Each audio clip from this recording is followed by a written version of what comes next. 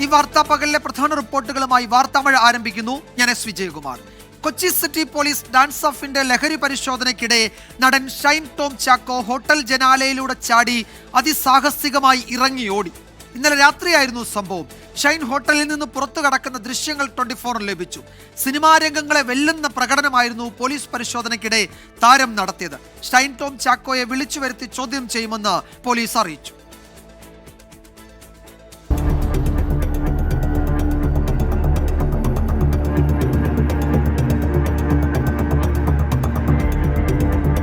മലയാള സിനിമയ്ക്കിത് നാണക്കേടിന്റെ ദിവസം. ലഹരി പരിശോധനയ്ക്കായി ഹോട്ടൽ മുറിയിലേക്ക് പോലീസ് എത്തിയപ്പോൾ മലയാളത്തിലെ പ്രധാനപ്പെട്ട നടൻ ഷൈൻ ടോം ചാക്കോ ജനല് വഴി ഓടി രക്ഷപ്പെട്ടു. മലയാള സിനിമയുടെ ചരിത്രത്തിൽ കേട്ടുകേൾവിയില്ലാത്ത ഒരു രക്ഷപ്പെടൽ.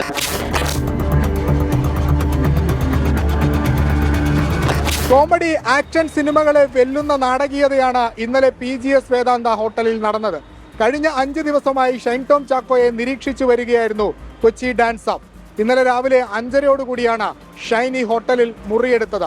314 റൂമിലേക്ക് 10:50 കൊച്ചി സിറ്റി ഡാൻസ് ഓഫ് എത്തുന്നു എന്ന വിവരം കണ്ട ഷൈൻ ടോം ചാക്കോ ആ റൂമിലെ ജനല് വഴി പുറത്തേക്ക് ചാടി.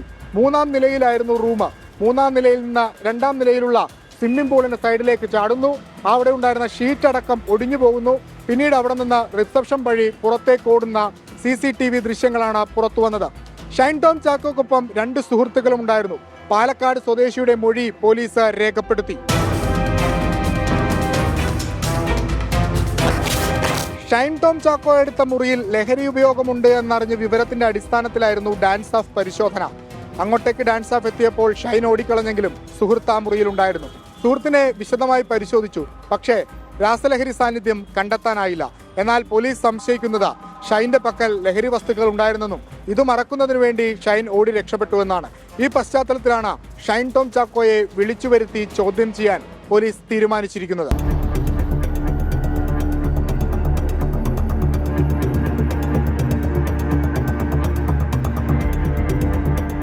കളമശ്ശേരി പോളിടെക്നിക് ഹോസ്റ്റലിൽ ഡാൻസ് ഓഫ് സംഘം നടത്തിയ സമാനമായ നീക്കമാണ് എറണാകുളത്തെ ഈ സ്വകാര്യ ഹോട്ടലിലും നടത്തിയത്. രാസലഹരി സാന്നിധ്യം കണ്ടെത്താനായില്ലെങ്കിലും നടന്റെ കള്ളി വെളിച്ചത്താക്കാൻ ഡാൻസ് ഓഫ് സംഘത്തിനായിട്ടുണ്ട്. എന്തിന് ഷൈൻ ഓടി എന്ന ചോദ്യം അവിടെ ബാക്കിയായി നിൽക്കുന്നു. അതിന് മറുപടി പറയേണ്ടത് ഷൈൻ ടോം ചാക്കോയാണ്. സിനിമാ സംഘടനകളടക്കം ഷൈനെതിരെ രംഗത്ത് വന്ന പശ്ചാത്തലത്തിൽ കൂടുതൽ നടപടികളും സിനിമകളിൽ നിന്ന് മാറ്റി നിർത്താനുള്ള സാധ്യതയും വിലക്കടക്കമുള്ള സാധ്യതയുമുണ്ട്. കൊച്ചിയിൽ നിന്ന് VS രാഹുലിനൊപ്പം വിഷ്ണു സുരേഷ്, 24. ലഹരി ഉപയോഗിച്ച ശേഷം മോശമായി പെരുമാറിയ നടൻ ഷൈൻ ടോം ചാക്കോയ്ക്കെതിരെ സിനിമാ സംഘടനകൾക്ക് പരാതി നൽകി നടി വിൻസി അലോഷ്യസ്. അഭിനേതാക്കളുടെ സംഘടനയായ അമ്മയ്ക്കും ഫിലിം ചേംബറിനുമാണ് നടി പരാതി നൽകിയത്. നടിയുടെ വെളിപ്പെടുത്തലിൽ ഷൈൻ ടോം ചാക്കോയ്ക്കെതിരെ എക്സൈസും പ്രാഥമിക അന്വേഷണം തുടങ്ങി. പരാതി അതീവ ഗൗരവമുള്ളത് എന്ന് എക്സൈസ് മന്ത്രി MB രാജേഷ് പ്രതികരിച്ചു. ഞാനൊരു സിനിമയുടെ ഭാഗമായപ്പോൾ ആ സിനിമ ഹോൾഡ് ചെയ്യുന്ന one of the main artist, ആ ആർട്ടിസ്റ്റിൽ നിന്നും കിട്ടിയ എക്സ്പീരിയൻസ് ഇത് ഉപയോഗിച്ച് മോശമായ രീതിയിൽ, പറഞ്ഞാലും മനസ്സിലാവാത്ത രീതിയിൽ പെരുമാറിയപ്പോൾ, മോശം എന്ന് പറയുമ്പോൾ ഭയങ്കര ബുദ്ധിമുട്ടായിരുന്നു സഹകരിച്ച് മുന്നോട്ട് പോകാനായിട്ട്. സിനിമ സെറ്റിൽ ഉപയോഗിച്ച് മറ്റുള്ളവർക്ക് ഒരു നോയ്സ് ആൻഡ് സൈൻ. വിൻസി പറഞ്ഞ നടൻ ആരെന്ന ചോദ്യത്തിന് ഇന്ന് രാവിലെ ഉത്തരമായി. ലൊക്കേഷനിൽ ലഹരി ഉപയോഗിച്ച് മോശമായി പെരുമാറിയത് ഷൈൻ ടോം ചാക്കോയാണെന്ന് ചൂണ്ടിക്കാണിച്ച വിൻസി അലോഷ്യസ് അഭിനേതാക്കളുടെ സംഘടനയായ അമ്മയ്ക്കും ഫിലിം ചേംബറിനും പരാതി നൽകി. സൂത്രവാക്യം എന്ന സിനിമയുടെ ലൊക്കേഷനിൽ വെച്ചാണ് ഷൈൻ ലഹരി ഉപയോഗിച്ചതെന്നും വിൻസി പരാതിയിൽ പറയുന്നു. നടിയുടെ വെളിപ്പെടുത്തൽ നിസ്സാരമായി കാണുന്നില്ല എന്ന് എക്സൈസ് മന്ത്രി MB രാജേഷ്. സിനിമാ ലൊക്കേഷനിൽ എക്സൈസ് പരിശോധനകൾ കൂടുതൽ ശക്തമാക്കും. അത് ഗൗരവമുള്ള വെളിപ്പെടുത്തലാണ്. ഒരു വെളിപ്പെടുത്തലിനെയും നിസ്സാരമായിട്ട് മയക്കുമരുന്നുമായി ബന്ധപ്പെട്ട ഏത് രംഗത്തു നിന്നുണ്ടാകുന്ന ഒരു വെളിപ്പെടുത്തലിനെയും സർക്കാരോ എക്സൈസോ ഒന്നും നിസ്സാരമായിട്ടല്ല കാണുന്നത്. ഒന്നും അവഗണിക്കുകയില്ല. വളരെ ഗൗരവമുള്ള വെളിപ്പെടുത്തലാണ് നടത്തിയിട്ടുള്ളത്. അർഹിക്കുന്ന ഗൗരവത്തോടെ തന്നെ അത് കൈകാര്യം ചെയ്യും. വിൻസിയുടെ വെളിപ്പെടുത്തലിൽ എക്സൈസും വിവരശേഖരണം ആരംഭിച്ചു. പ്രാഥമിക അന്വേഷണം നടത്തുന്നതിന്റെ ഭാഗമായാണ് നടിയിൽ നിന്ന് വിവരങ്ങൾ തേടുന്നത്. പരാതി ഉണ്ടെങ്കിൽ മാത്രമേ കേസെടുത്ത് അന്വേഷണം നടത്തൂ. വിൻസിയിൽ നിന്ന് കൂടുതൽ വിവരങ്ങളും തെളിവുകളും ലഭിക്കുമെന്ന പ്രതീക്ഷയിലാണ് എക്സൈസ്. ഇതുവരെ കേസെടുത്തിട്ടില്ലെങ്കിലും വെളിപ്പെടുത്തലുകളുടെ അടിസ്ഥാനത്തിൽ ലഹരിയുമായി ബന്ധപ്പെട്ട ചോദ്യങ്ങൾക്ക് നടൻ ഷൈൻ ടോം ചാക്കോ പോലീസിനും എക്സൈസിനും മറുപടി നൽകേണ്ടി വരും. ആ മറുപടി തൃപ്തികരമല്ലെങ്കിൽ കൂടുതൽ നടപടി നേരിടേണ്ടി വരും. കൊച്ചിയിൽ നിന്ന് VS രാഹുലിനൊപ്പം വിഷ്ണു സുരേഷ്, 24. സിനിമാ ചിത്രീകരണം തടസ്സപ്പെടാതിരിക്കാനാണ് നടനെതിരെ പരാതി നൽകാൻ വൈകിയത് എന്ന് വിൻസി അലോഷ്യസ് 24-നോട് പറഞ്ഞു. ലഹരി ഉപയോഗത്തിൽ ശക്തമായ നടപടി വേണം. സിനിമാ സെറ്റിൽ ലഹരി ഉപയോഗം അവസാനിപ്പിക്കണമെന്നും മാന്യമായ പെരുമാറ്റം ഉറപ്പാക്കണമെന്നും വിൻസി അലോഷ്യസ് പ്രതികരിച്ചു. അവസരങ്ങൾ നഷ്ടപ്പെടുമെന്ന ഭയമില്ലെന്നും വിൻസി അലോഷ്യസ് പറഞ്ഞു.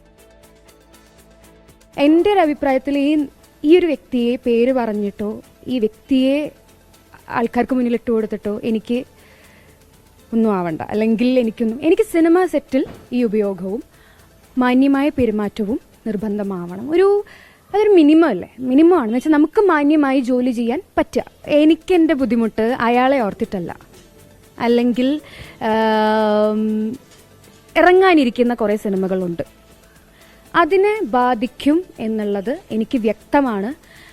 ഇതിനു മുന്നേയും ഇതുപോലെ സാഹചര്യങ്ങൾ കൊണ്ട് ഒരാളുടെ ഇൻ്റർവ്യൂവിൽ അയാൾ അസഭ്യം പറഞ്ഞിട്ട് ആ സിനിമയ്ക്കുണ്ടായ പ്രശ്നങ്ങൾ, ഒരു സെയിൽ പോലും നടക്കാതെ, ഒരു OTT പോലും എടുക്കാതെ ഉള്ള പ്രശ്നങ്ങൾ എനിക്ക് വ്യക്തമായിട്ടറിയാം. അല്ലാതെ അയാളെ മുന്നിൽ കണ്ടുകൊണ്ടല്ല ഞാൻ ഈ നിലപാടെടുക്കുന്നത്. എനിക്ക് മാത്രമല്ല, എൻ്റെ സഹപ്രവർത്തകയ്ക്കും വളരെ മോശമായിട്ടുള്ള ഒരു അനുഭവമാണ്. ആ കുട്ടി ലാസ്റ്റ് ഡേ ഭയങ്കര വിഷമിച്ചിട്ടാണ് പോയത്. ഞാൻ അയാളുടെ മുഖത്ത് നോക്കി 2 വർത്താനം പറഞ്ഞിട്ടാണ് അറ്റ്ലീസ്റ്റ് നിന്നിട്ടുള്ളത്. എങ്കിലും ചിലവർക്ക് റിയാക്ട് ചെയ്യാൻ, പുതുമുഖമായി വരുന്ന ആളുകൾക്ക്, അല്ലെങ്കിൽ ഒരു ജൂനിയർ ആർട്ടിസ്റ്റിന് ഇത്രയും ഒരു വലിയൊരു നടൻ്റെ മുന്നിൽ, അല്ലെങ്കിൽ ഇത്രയും ഹോൾഡുള്ള നടൻ്റെ മുന്നിൽ നിങ്ങൾ മോശമാണ് ചെയ്തത് എന്ന് പറയാനുള്ളൊരു വോയിസ് ഉണ്ടാവില്ല. ഇയാളൊഴികെ ബാക്കി എല്ലാവരും മാന്യമായ പെരുമാറ്റവും മാന്യമായ ഡീലിംഗും ആയിരുന്നു എന്നുള്ളത് ഞാൻ വ്യക്തമാക്കുകയാണ്. പ്രൊഡ്യൂസർ ആയാലും ഡയറക്ടർ ആയാലും അത്രയും ഒരു പ്രശ്നം വന്നപ്പോൾ ഡയറക്ടറാണ് മുൻകൈ എടുത്ത് ഇയാൾക്ക് താക്കീത് നൽകിയത്. ഇനി ഇത് ഉപയോഗിക്കരുതെന്നും മാന്യമായി സ്ത്രീകളോട് പെരുമാറണമെന്നും താക്കീത് നൽകിയത്. പിന്നെ അവർക്കും നിസ്സഹായാവസ്ഥയുണ്ട്. ഒരു സിനിമ തുടങ്ങി, ഇത്രയും കോടികൾ മുടക്കി ഒരു സിനിമ തുടങ്ങി പകുതിക്ക് വെച്ച് നിർത്തലാക്കുക എന്ന് പറയുന്നത് വളരെ കഷ്ടമായിട്ടുള്ളൊരു കാര്യമാണ്. ഇപ്പം നമ്മളൊരു ജോലി സ്ഥലത്ത് ഒരു സിഗരറ്റ് വലിക്കാനാണെങ്കിൽ പോലും there is A separate space. പക്ഷെ സിനിമ സെറ്റിൽ ഒരു സ്ട്രെസ് വന്നാൽ അപ്പം തന്നെ എല്ലാവരുടെയും മുന്നിൽ വെച്ച് എല്ലാവരും സിഗരറ്റ് വലിക്കുകയാണ്. അപ്പോൾ അതിനൊക്കെ ഭയങ്കര നിയന്ത്രണമായിട്ട് നിങ്ങൾ ബ്രേക്ക് ടൈമിൽ മാറി നിന്ന് നിങ്ങളുടെ സ്ട്രെസ് ഒഴിവാക്കാൻ ഒരു സിഗരറ്റ് വലിക്കുക എന്താണെന്ന് വെച്ചാൽ എങ്ങനെയാണ് ഇത് ഒഴിവാക്കാൻ ടോട്ടലി. ഒരു മദ്യമാണെങ്കിലും സിഗരറ്റ് ആണെങ്കിലും സിനിമ സെറ്റിൽ പാടില്ല എന്ന് കർശനമായ തീരുമാനം എടുക്കാൻ പറ്റിയാൽ ഗ്രേറ്റ്. ഈ മേഖലയിൽ തുടരാൻ ആഗ്രഹമുണ്ട്. പിന്നെ അവസരങ്ങൾ എനിക്ക് കുത്തിനെ പിടിച്ച് ചോദിച്ചു വാങ്ങാനൊന്നും പറ്റില്ല. അവരാഗ്രഹിച്ച്, അവർക്ക് എന്നിൽ വിശ്വാസമുണ്ടെങ്കിൽ മാത്രമാണ് അവസരങ്ങൾ എനിക്ക് തരിക. അപ്പോൾ ആ അവസരങ്ങൾ വരുന്നവരെ വെയിറ്റ് ചെയ്യും. കൊല്ലത്തിൽ ഒന്ന് വന്നാലും ഞാൻ ആ പണി എടുക്കുന്നു എന്നുള്ളൊരു സന്തോഷം എനിക്കുണ്ടാവും. അപ്പം എനിക്കങ്ങനെ നഷ്ടപ്പെടുമോ എന്നുള്ള പേടിയൊന്നുമില്ല. എനിക്ക് വരേണ്ടത് എനിക്ക് തന്നെ വരും, വന്ന് ചേരും. എനിക്ക് എന്നിൽ നിന്നും പോകേണ്ടത് എൻ്റെ കയ്യിൽ നിന്നും പോവും എന്ന് ഞാൻ വിശ്വസിക്കുന്ന ഒരാളാണ്. അതേസമയം വിൻസി അലോഷ്യസിന്റെ പരാതിക്ക് പിന്നാലെ കർശന നടപടികളിലേക്ക് കടക്കുകയാണ് സിനിമാ സംഘടനകൾ. ഷൈൻ ടോം ചാക്കോയുടെ വിശദീകരണത്തിന്റെ അടിസ്ഥാനത്തിൽ ഇന്ന് തന്നെ റിപ്പോർട്ട് നൽകാൻ 3-അംഗ അന്വേഷണ കമ്മീഷന് അമ്മ സംഘടന നിർദ്ദേശം നൽകി. നടനെതിരെ കടുത്ത നടപടിയെന്ന ഫിലിം ചേംബറും പ്രൊഡ്യൂസേഴ്സ് അസോസിയേഷനും വ്യക്തമാക്കി. നടി വിൻസി അലോഷ്യസ് സമൂഹമാധ്യമത്തിൽ ഉന്നയിച്ച ആരോപണങ്ങൾ രേഖാമൂലം പരാതി ലഭിച്ചാൽ നടപടിയെടുക്കാമെന്നതായിരുന്നു സിനിമാ സംഘടനകളുടെ നിലപാട്. ഇമെയിൽ മുഖേന നടിയുടെ പരാതി ലഭിച്ചതിന് പിന്നാലെയാണ് അമ്മ സംഘടന 3-അംഗ കമ്മീഷനെ നിയോഗിച്ചത്. വിനു മോഹൻ, സരയു, അൻസിബ ഹസൻ എന്നിവരാണ് കമ്മിറ്റിയിലുള്ളത്. വിൻസിയുമായി നേരിട്ട് സംസാരിക്കും. വേണ്ടി വന്നാൽ നടനെ സംഘടനയിൽ നിന്ന് പുറത്താക്കുമെന്നും അമ്മ സംഘടനാ പ്രതിനിധികൾ. എല്ലാവിധ സഹായങ്ങളും എല്ലാവിധ സപ്പോർട്ടും വിൻസിക്ക് ഞങ്ങൾ എല്ലാവരും നൽകിയിട്ടുണ്ട്. വിൻസിയുടെ കൂടെ തന്നെയുണ്ട് ഞങ്ങൾ. വിൻസിയുടെ പരാതിയിന്മേൽ നടനെതിരെ ഇന്ന് തന്നെ നോട്ടീസ് നൽകാനാണ് സൂത്രവാക്യം സിനിമ ആഭ്യന്തര പരാതി പരിഹാര സെല്ലിന്റെ തീരുമാനം. ലഹരി ഉപയോഗത്തിൽ ശക്തമായ നടപടി സ്വീകരിക്കുമെന്ന് film chamber general secretary Saji Nandiyat വ്യക്തമാക്കി. ഞങ്ങൾ ശക്തമായ നടപടിയെടുക്കും. അതിനകത്തുനിന്ന് ഇയാൾ എന്നേക്കുമായിട്ടുള്ളതല്ല, മറിച്ച് നന്നാകാനൊരു അവസരം കൊടുക്കും. ഈ ആളുടെ നടക്കുന്ന പ്രോജക്റ്റുകൾ നടന്നോട്ടെ. പുതുതായി ഒരു പ്രോജക്റ്റ് നടത്താൻ അല്ലെങ്കിൽ അനുവദിക്കാൻ ഫിലിം ചേംബറോ ഞങ്ങളുടെ അഫിലിയേറ്റ്സ് പ്രൊഡ്യൂസർ അസോസിയേഷനോ അതിന് തയ്യാറാവുമെന്ന് എനിക്ക് തോന്നുന്നില്ല. നടി വിൻസി അലോഷ്യസിന്റെ പരാതിക്ക് പിന്നാലെ നിരവധി പേർ പിന്തുണയുമായി രംഗത്തെത്തി. മോശം പെരുമാറ്റത്തെ എതിർത്ത വിൻസി അലോഷ്യസിന്റെ നടപടി അഭിവാദ്യങ്ങളോടെ സ്വീകരിക്കുന്നെന്നായിരുന്നു WCCയുടെ പ്രതികരണം. 24 കൊച്ചി. ഷൈൻ ടോം ചാക്കോയ്ക്കെതിരെയുള്ള പരാതിയെക്കുറിച്ച് അറിയില്ല എന്ന് സഹോദരൻ ജോൺ ചാക്കോ. ഡാൻസ് ഓഫ് പരിശോധനയ്ക്കിടെ ഷൈൻ മുറിയിൽ നിന്ന് ഓടിയതിൽ തെറ്റില്ല എന്നും ജോൺ ചാക്കോ 24-നോട് പറഞ്ഞു. ദൃശ്യങ്ങൾ എന്താണ് കൊടുക്കുന്നത്, ഇറങ്ങി ഓടുന്നതിന്റെ ദൃശ്യങ്ങൾ കൊടുത്തു എന്നല്ല പറഞ്ഞത്. റൺ കൊച്ചി എന്നുള്ള പരിപാടി ഒക്കെ നടക്കുന്നിട്ട് പിന്നെ ഇറങ്ങി ഓടുന്നത് ആണോ പ്രശ്നം? ഓടാൻ വേണ്ടിയിട്ടുള്ള പരിപാടികൾക്ക് മാരത്തോണൊക്കെ നടക്കാറുണ്ട്. ഇവിടെ മോശമായി പെരുമാറിയെന്ന് ആര് പറഞ്ഞു? അല്ല, ആരുടെ പരാതിയാണ്? എന്നോട് പറഞ്ഞിട്ടില്ല പരാതി.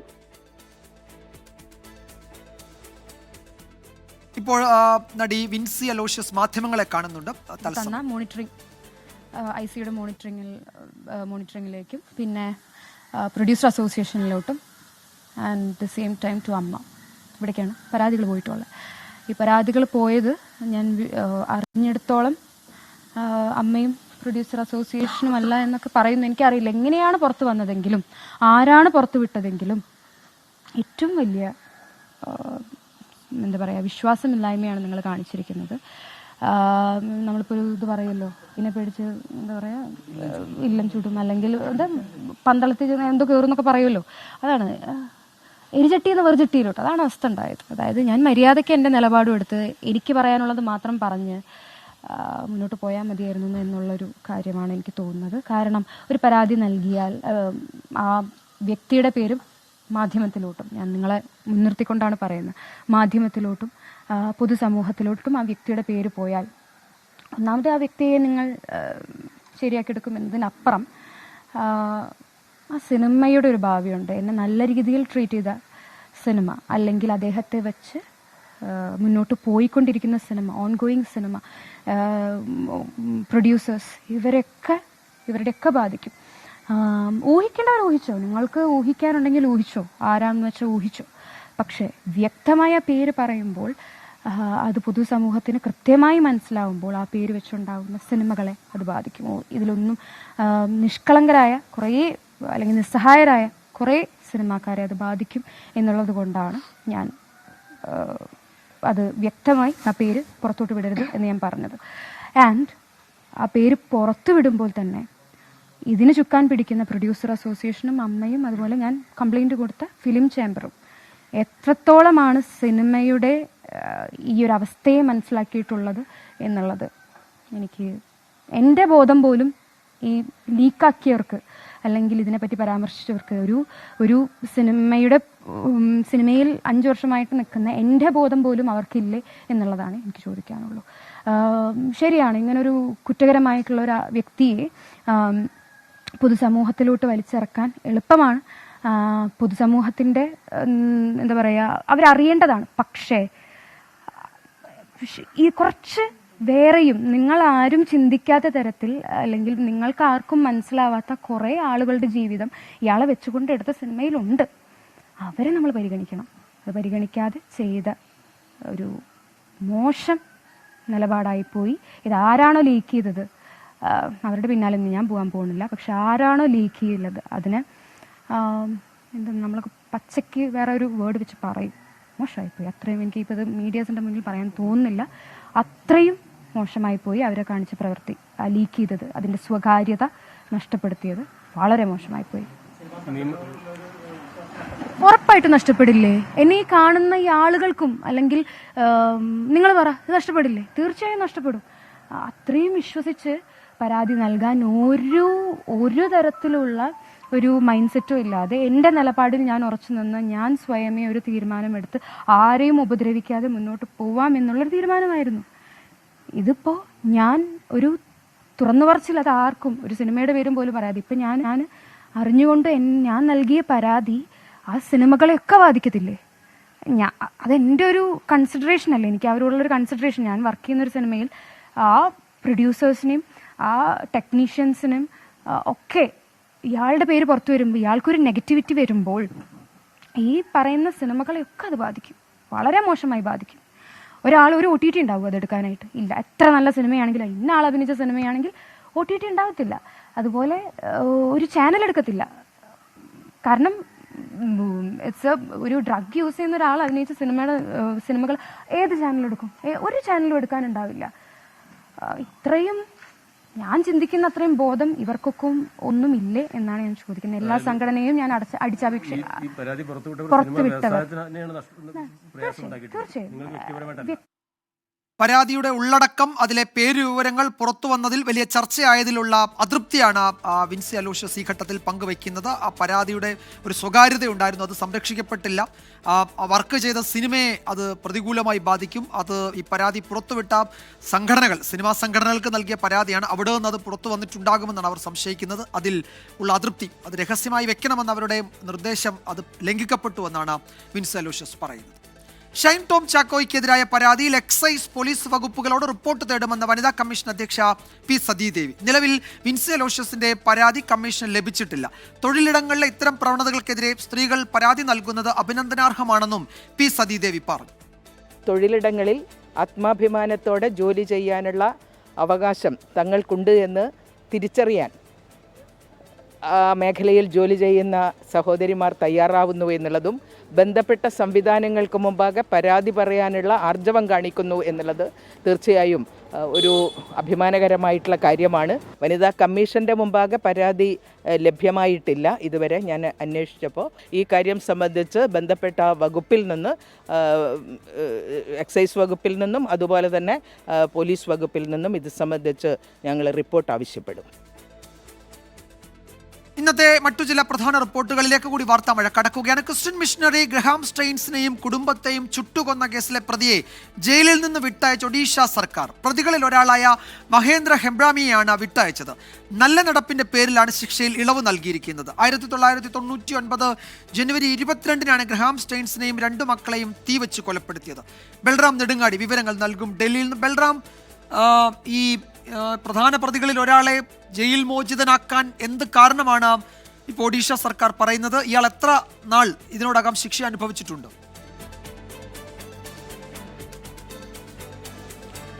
വിജയകുമാർ, ഈ കേസിലെ പ്രധാന പ്രതികളിൽ ഒരാളായ മഹേന്ദ്ര ഹെബ്രാമിനെ ആണ് ഈ ഒഡീഷ സർക്കാരിൻ്റെ ഈ അവലോകന സമിതിയുടെ നിർദ്ദേശമനുസരിച്ച് ജയിലിൽ നിന്നും മോചിപ്പിച്ചിരിക്കുന്നത്. കഴിഞ്ഞ 25 വർഷമായി ഇയാൾ ജയിലിൽ കഴിയുകയാണ്.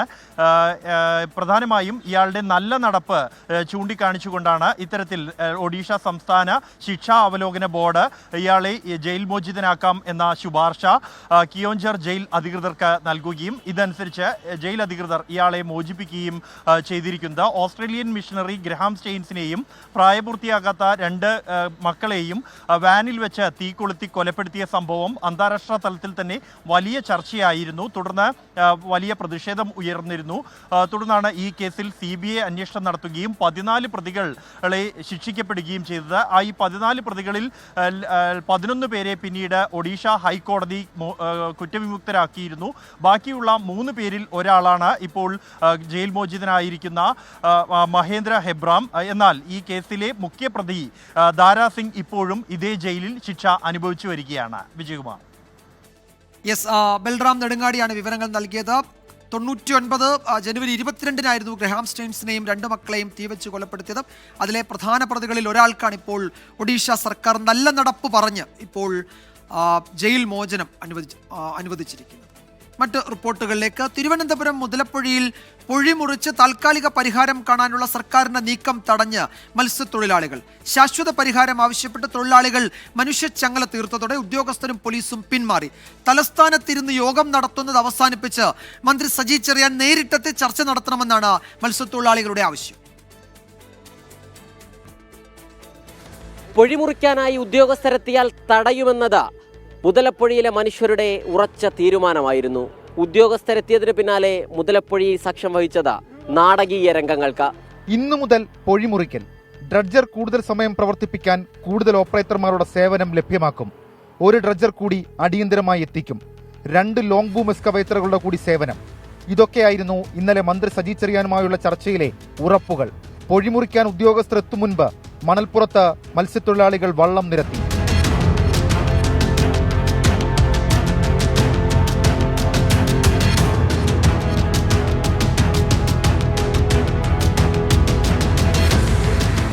സർവ്വസന്നാഹങ്ങളോടെയുമാണ് ഉദ്യോഗസ്ഥ സംഘം പൊഴിമുറിക്കാൻ മുതലപ്പൊഴിയിലെത്തിയത്.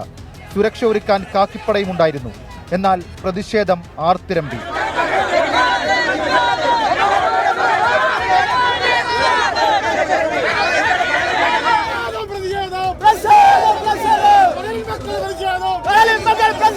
വിശപ്പിന്റെ പ്രതിഷേധമാണ്. ഇന്നിവിടെ പൊഴിമുറിക്കുവാനായിട്ട് വരുവാനുള്ള ഒരു സാഹചര്യം എന്ന് പറയുന്നത് ഒരു പാർട്ടിയുടെ ഒരു സുഹൃത്തിന്റെ ചെമ്മീൻ കൃഷി നശിച്ചു പോകുമെന്ന് പറഞ്ഞുകൊണ്ടാണ്. ചെമ്മീൻ കൃഷിയല്ല ഇവിടെ പ്രധാനം. ഇത്രയും മത്സ്യത്തൊഴിലാളികളുടെ ജീവനും തൊഴിലിനും സംരക്ഷണം നൽകണം. മണൽത്തിട്ട മുഴുവൻ മാറ്റി അഴിമുഖത്ത് 5 മീറ്റർ ആഴം ഉറപ്പാക്കിയില്ലെങ്കിൽ മത്സ്യബന്ധനം മുടങ്ങുമെന്നും സമീപത്തെ 5 പഞ്ചായത്തുകളിൽ വെള്ളം കയറുമെന്നുമാണ് മത്സ്യത്തൊഴിലാളികളുടെ വാദം. ഇക്കാര്യത്തിൽ വ്യക്തമായ ഉത്തരം നൽകാൻ വന്ന ഉദ്യോഗസ്ഥർക്കും കഴിഞ്ഞില്ല. പൊഴി നമ്മൾ മുറിക്കുന്നുണ്ടെങ്കിൽ ആവശ്യത്തിന് വീതിയും ആവശ്യത്തിന് ഡെപ്തും ഇട്ട് വലിയ വള്ളങ്ങൾ പോകുന്ന രീതിയിൽ തന്നെ ചെയ്യാം. അത് നിങ്ങൾ അക്സെപ്റ്റ് ചെയ്യണം. മത്സ്യത്തൊഴിലാളികളുടെ മനുഷ്യമതിലിന് മുന്നിൽ ഉദ്യോഗസ്ഥരും പോലീസ് സംഘവും മടങ്ങി. മന്ത്രി സജി ചെറിയാൻ നേരിട്ടെത്തി ചർച്ച നടത്തണമെന്ന ആവശ്യത്തോടുള്ള സർക്കാർ സമീപനം നിർണായകമാകും.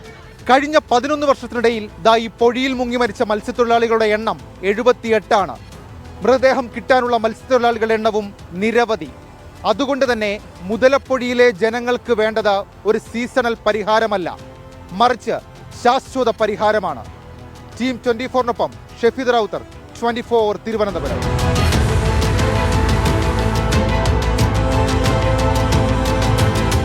ഇപ്പോൾ വരുന്ന ഒരു റിപ്പോർട്ടിലേക്ക്. കോഴിക്കോട് നഗരത്തിൽ സ്വകാര്യ ബസ് ബൈക്ക് യാത്രക്കാരെ ഇടിച്ചു തെറിപ്പിച്ചു. സ്ത്രീയുടെ ശരീരത്തിലൂടെ ബസ് കയറി ഇറങ്ങി. മലബാർ ക്രിസ്ത്യൻ കോളേജ് ജംഗ്ഷനിലായിരുന്നു ഈ അപകടമുണ്ടായത്. സംഭവ സ്ഥലത്ത് നിന്ന് രാഹുൽ സുരേഷ് വിവരങ്ങൾ നൽകും. രാഹുൽ, എപ്പോഴാണ് അപകടമുണ്ടായത്? പരിക്കേറ്റവരുടെ ആരോഗ്യനില എങ്ങനെ രാഹുൽ? വിജയകുമാർ, കോഴിക്കോട് വീണ്ടും സ്വകാര്യ ബസ് ഇടിച്ച് അപകടമുണ്ടായിരിക്കുകയാണ്. നമ്മളിപ്പോൾ ഉള്ള ക്രിസ്ത്യൻ കോളേജ് ജംഗ്ഷന് സമീപം അല്പസമയം മുമ്പായിരുന്നു ഈ അപകടം നടന്നത്. കോഴിക്കോട് നഗരത്തിലേക്ക് വരികയായിരുന്ന ലെജൻഡ് എന്ന സ്വകാര്യ ബസ് ഇടിച്ചാണ് 2 ബൈക്ക് യാത്രക്കാർക്ക് പരിക്കേറ്റിരിക്കുന്നത്. ഏതാണ്ട് അരമണിക്കൂർ മുമ്പാണ് ഈ സംഭവം നടക്കുന്നത്. ഇത് ക്രിസ്ത്യൻ കോളേജ് ജംഗ്ഷനിലെ സിഗ്നൽ കൂടിയാണ്. ഈ സമയത്ത് ഇടത് സൈഡിലായിരുന്നു ഈ ബൈക്ക് നിർത്തിയിരുന്നത്. ഈ ബൈക്കിനെ മറികടക്കാൻ ശ്രമിക്കുന്നതിനിടെ ബൈക്കിൽ സ്വകാര്യ ബസ് ഇടിക്കുകയായിരുന്നു എന്നാണ് നമ്മൾ മനസ്സിലാക്കുന്നത്. അതിൽ ഒരു സ്ത്രീയും ഒരു പുരുഷനുമായിരുന്നു ഉണ്ടായിരുന്നത്. പുരുഷൻ പുറത്തേക്കും ആ ബൈക്കിലുണ്ടായിരുന്ന സ്ത്രീ ബസ്സിനടിയിലേക്കും തെറിച്ചു വീഴുകയായിരുന്നു. അങ്ങനെയാണ് ആ സ്ത്രീയുടെ ശരീരത്തിലൂടെ ഈ സ്വകാര്യ ബസ് കയറി ഇറങ്ങുന്ന സാഹചര്യം ഉണ്ടായത്. രക്ഷാപ്രവർത്തനം നടത്തിയ ഒരാൾ കൂടി നമ്മുടെ കൂടെ ചേരുന്നുണ്ട്. ചേട്ടാ, എന്താ സംഭവിച്ചത്? സംഭവിച്ചൊന്നുമില്ല. അവർ വണ്ടി തട്ടിയിട്ട് മറിഞ്ഞു പോയതാണ്. വീല് തട്ടി മറിഞ്ഞു പോയതാണ്. ബസ്സുകാരൻ സിഗ്നലിൽ 1 മിനിറ്റ് കണ്ടപ്പോൾ പെട്ടെന്ന് സ്പീഡിൽ എടുത്തതാണ്. അപ്പോൾ ഈ പെണ്ണുങ്ങൾ അങ്ങോട്ട് വീണപ്പോൾ പെണ്ണുങ്ങളെ മേലെ വണ്ടി കയറിപ്പോയി. അയാളിങ്ങോട്ട് വീണുപോയി. അതാ സംഭവിച്ചത്.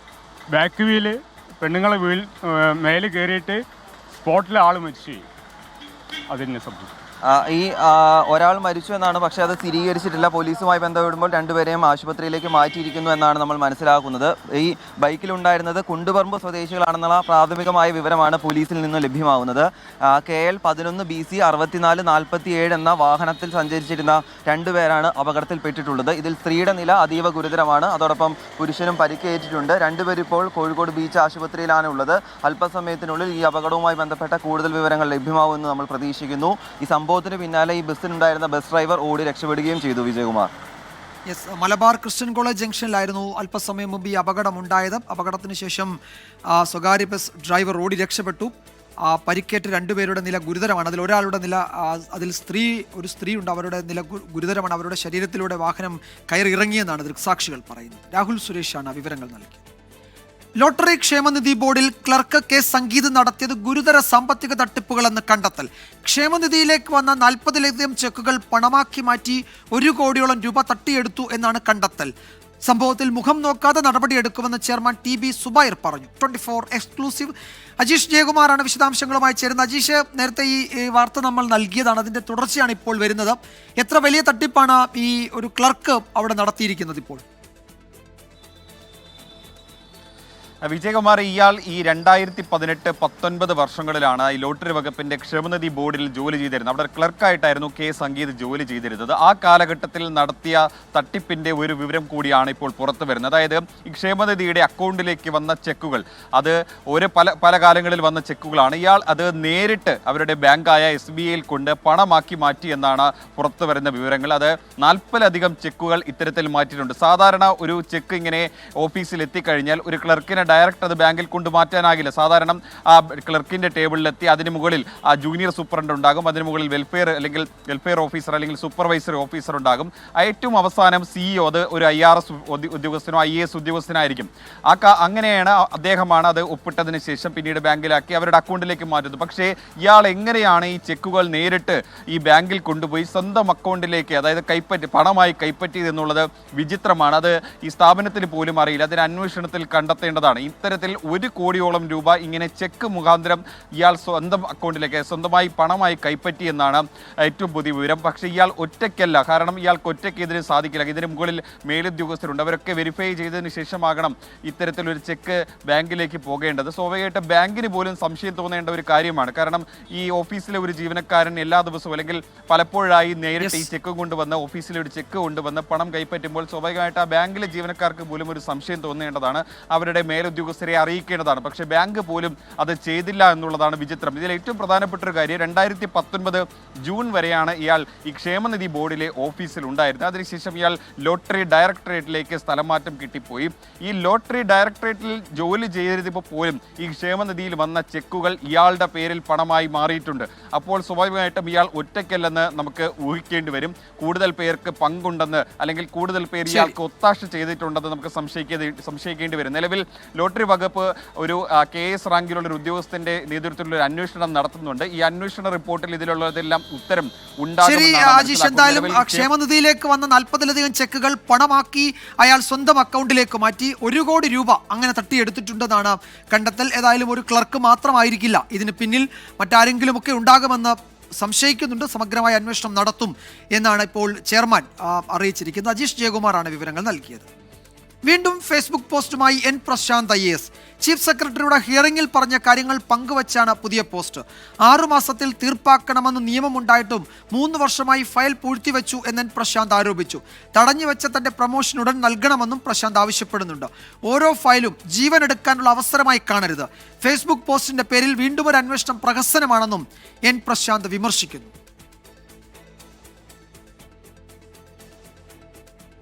മുനമ്പം ഭൂപ്രശ്നം സംസ്ഥാന സർക്കാരാണ് പരിഹരിക്കേണ്ടതെന്ന് ആവർത്തിച്ച് BJP. മുനമ്പം നിവാസികൾക്ക് നീതി ലഭിക്കേണ്ടത് കോടതിയിൽ നിന്നാണ് എന്ന് മുതിർന്ന BJP നേതാവ് കുമ്മനം രാജശേഖരൻ പറഞ്ഞു.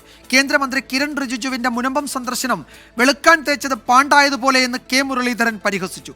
BJPക്കെതിരെ CPIയും വിമർശനം തുടരുകയാണ്. വഖഫ് ഭേദഗതി നിയമം പ്രാബല്യത്തിൽ വന്നിട്ടും മുനമ്പത്തെ പ്രതിസന്ധി പരിഹരിക്കാത്തതിൽ രാഷ്ട്രീയ വാക്പോര് തുടരുകയാണ്. മുനമ്പം നിവാസികൾക്ക് നീതി നൽകേണ്ടത് സംസ്ഥാന സർക്കാരാണെന്നാണ് BJP ആവർത്തിക്കുന്നത്. അവർക്ക് റവന്യൂ അധികാരങ്ങൾ ഉണ്ടാക്കി കൊടുക്കണം. റവന്യൂ അധികാരങ്ങൾ ഉണ്ടാക്കി കൊടുക്കേണ്ട ചുമതല ആർക്കാണ്? അത് കേരള ഗവൺമെന്റിനാണ്. അതേസമയം BJP മുനമ്പം നിവാസികളെ കബളിപ്പിച്ചെന്നാണ് കോൺഗ്രസിന്റെയും CPIഎമ്മിന്റെയും വിമർശനം. കിരൺ റിജിജുവിന്റെ മുനമ്പം സന്ദർശനം വെളുക്കാൻ തേച്ചത് പാണ്ടായതുപോലെയെന്ന് K മുരളീധരൻ പരിഹസിച്ചു. ഇപ്പോൾ മുനമ്പത്തും കണ്ടല്ലോ, മിനിഞ്ഞാന്നത്തെ കിരൺ റിജിജുവിന്റെ വരവ് വെളുക്കാൻ തേച്ചത് പാണ്ടായി എന്ന് പറഞ്ഞ പോലെ തന്നെയായിട്ടുണ്ട്. അപ്പോൾ ഇവരുടെ മനോഭാവം ഇതാണ്. ഇവർക്ക് ഇനി ഇവർ ഉദ്ദേശിക്കുന്ന ഒരു അജണ്ട ഇന്ത്യയിൽ വന്നാൽ അന്ന് ഏറ്റവും പ്രയാസം അനുഭവിക്കുന്നത് ഹിന്ദു മതത്തിൽ തന്നെയുള്ള പിന്നോക്ക വിഭാഗങ്ങളായിരിക്കും. വഖഫ് ഭേദഗതി നിയമം വന്നാൽ മുനമ്പത്തെ പ്രശ്നം പരിഹരിക്കുമെന്ന് തെറ്റായ ധാരണ പരത്തുന്നുവെന്ന് Kerala Congress M chairman Jose K Mani. തെറ്റായ ഒരു ധാരണ ഇങ്ങോട്ട് കൊടുത്തിരിക്കുക. അത് എവിടുന്ന് വന്നെന്നുള്ളത് ഇവിടെ തന്നെ പോയതായിരിക്കാം. പക്ഷേ ഇത് വന്നു കഴിഞ്ഞാൽ മുനമ്പത്തിൻ്റെ പ്രശ്നം പരിഹരിക്കും എന്നുള്ളതാണ് കേരള കോൺഗ്രസിൻ്റെ അഭിപ്രായം. കണ്ടീഷണൽ വഖഫാണ്, അവിടെ ഒരു അമെൻമെന്റ് വേണ്ടിയിരുന്നു എന്നുള്ളതാണ്. മുനമ്പം പ്രശ്നം സമാധാനപരമായി പരിഹരിക്കാനുള്ള ശ്രമത്തെ തടസ്സപ്പെടുത്താനുള്ള ഇടപെടലാണ് ചിലർ നടത്തുന്നതെന്ന് CPIM സംസ്ഥാന സെക്രട്ടറി MV ഗോവിന്ദൻ. അവിടെ സമാധാനപരമായിട്ട് ആ പ്രശ്നം പരിഹരിക്കണം. അവിടെ താമസിച്ചുകൊണ്ടിരിക്കുന്നവരെ ആരെയും ആ രീതിയിൽ നിന്ന് ഒഴിവാക്കാൻ പറ്റില്ല. അതെങ്ങനെ ഫലപ്രദമായിട്ട് കൈകാര്യം ചെയ്യാമെന്നുള്ള കാര്യം നല്ല രീതിയിൽ തന്നെ ഗവൺമെന്റ് കൈകാര്യം ചെയ്തു പോകുന്നത് തന്നെയാണ് പ്രതീക്ഷ. വിവിധ ബ്യൂറോകൾക്കൊപ്പം ന്യൂസ് ഡെസ്ക് 24. മുനമ്പം പ്രശ്നം ഒരുമിച്ച് നിന്ന് പരിഹരിക്കണമെന്ന് കോഴിക്കോട് അതിരൂപത archbishop doctor Varghese Chakkalakkal. മുനമ്പത്തെ ജനങ്ങൾക്കൊപ്പം നിൽക്കാനാണ് KCBC വഖഫ് ഭേദഗതി നിയമത്തെ പിന്തുണച്ചത്. വഖഫ് ഭൂമി അല്ല എന്ന് തെളിയിക്കാൻ ഫറൂഖ് കോളേജ് നല്ല രീതിയിൽ ശ്രമിക്കുന്നുണ്ടെന്നും ആർച്ച് ബിഷപ്പ് വർഗീസ് ചക്കാലക്കൽ പറഞ്ഞു. 610 കുടുംബങ്ങൾ ഇതിൻ്റെ പേരിൽ സഫർ ചെയ്യുന്നുണ്ട്. അത് വലിയൊരു സഹനം തന്നെയാണ്. അത് തീർക്കേണ്ടത് ഈ രാജ്യത്തിലെ എല്ലാവരുടെയും ആവശ്യമാണ്. ഈ രാജ്യത്തിൽ എല്ലാവരും ഒരുമിച്ച് നിൽക്കണം. അവിടെ ജാതിയില്ല മതമില്ല ഒന്നുമില്ല. ഈ ഫറൂഖ് കോളേജിലെ അതിൻ്റെ സ്ഥാനത്തിരിക്കുന്നവർ ഇത് വഖഫ് ബോർഡിൻ്റേതല്ല എന്ന് സ്ഥാപിക്കാൻ വേണ്ടി വളരെ നന്നായിട്ട് പ്രവർത്തിക്കുന്നുണ്ട്. അങ്ങനെ അവരുടെ പ്രവർത്തനം ജയിക്കുകയാണെങ്കിൽ ഈ മുൻപത്തെ നിവാസികൾക്ക് യാതൊരു ബുദ്ധിമുട്ടുണ്ടാവില്ല. വഖഫ് ഭേദഗതി നിയമവുമായി ബന്ധപ്പെട്ട ഹർജികളിൽ സുപ്രീം കോടതിയുടെ ഇടക്കാല ഉത്തരവ് ഇന്നുണ്ടായേക്കും. ഉച്ചകഴിഞ്ഞ് 2 മണിക്കാണ് ചീഫ് ജസ്റ്റിസ് ഉൾപ്പെട്ട ബെഞ്ച് ഹർജികൾ പരിഗണിക്കുന്നത്. ഉപയോക്താവ് വഴിയോ ആധാരം മുഖേനയോ കോടതി ഉത്തരവ് വഴിയോ വഖഫായ സ്വത്തുക്കൾ അതല്ലാതാക്കരുത് എന്നാണ് സുപ്രീം കോടതിയുടെ പ്രധാന നിർദ്ദേശം. വഖഫ് കൗൺസിലിൽ എക്സ് ഒഫീഷ്യോ അംഗങ്ങൾ ഒഴികെയുള്ളവർ മുസ്ലിങ്ങൾ തന്നെയാകണമെന്നും കോടതി നിർദ്ദേശിച്ചിരുന്നു. ഇടക്കാല ഉത്തരവിടാൻ സുപ്രീം കോടതി ഒരുങ്ങെങ്കിലും ഇന്നുകൂടി വാദം കേട്ട ശേഷം ഉത്തരവിറക്കാമെന്ന് സോളിസിറ്റർ ജനറൽ തുഷാർ മേത്തയുടെ അഭ്യർത്ഥന സുപ്രീം കോടതി അംഗീകരിക്കുകയായിരുന്നു. യേശുദേവന്റെ അന്ത്യാത്താഴ സ്മരണ പുതുക്കി പെസഹ ആചരിച്ച് ക്രൈസ്തവ വിശ്വാസികൾ. ദേവാലയങ്ങളിൽ പ്രത്യേക ശുശ്രൂഷകളും പ്രാർത്ഥനകളും നടന്നു. വിവിധ സഭാധ്യക്ഷന്മാർ കാലുകഴുകൽ ശുശ്രൂഷയ്ക്കും തിരുക്കർമ്മങ്ങൾക്കും നേതൃത്വം നൽകി. കുരിശുമരണത്തിന് മുൻപ് യേശുക്രിസ്തു ശിഷ്യന്മാരോടൊപ്പം അത്താഴം കഴിച്ചതിന്റെയും കാലുകഴുകിയതിന്റെയും ഓർമ്മപ്പെടുത്തലാണ് പെസഹ. കാലുകഴുകൽ ശുശ്രൂഷയുടെ സ്മരണയിൽ വൈദികർ തിരഞ്ഞെടുത്ത 12 പേരുടെ പാദങ്ങൾ കഴുകും. Ernakulam Kakkanad saint Francis Assisi പള്ളിയിൽ നടന്ന തിരുക്കർമ്മങ്ങൾക്ക് സീറോ മലബാർ സഭാ അധ്യക്ഷൻ മാർ റാഫേൽ തട്ടിലും, തലശ്ശേരി സെന്റ് ജോസഫ് കത്തീഡ്രലിൽ നടന്ന തിരുക്കർമ്മങ്ങൾക്ക് തലശ്ശേരി ആർച്ച് ബിഷപ്പ് മാർ ജോസഫ് പാംപ്ലാനിയും നേതൃത്വം നൽകി.